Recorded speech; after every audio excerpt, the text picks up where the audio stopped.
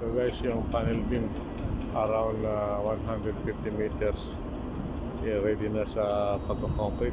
Nalagyan natin ng side support para hindi tumigay pagka nagbuhos.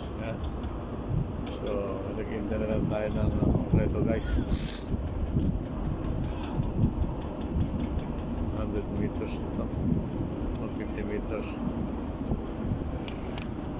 Kabilaan, ready na. So, maganda nung shutter support natin guys. May mga beam doon na yung concrete beam. So, nag-pedestal yung ating starter.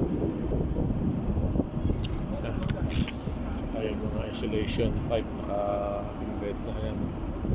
Tapos yung kulay-pula at saka kulay din guys. Panel beam ready for concrete around 150 meters ito guys. So, nagintay lang tayo ng konkreto. Yan. Ganda sa dulo. Mapapansin mo. Ito yung mga conduit na yan. Naka-perper na rin. Diretso. Ganun tingnan. Guys, panel beam ready for concrete. So, hintay lang natin yung konkreto. Kung hindi mag-menubukasan ito bukas. Bukasan natin ito. Yan guys. Panel beam ready for concrete yan.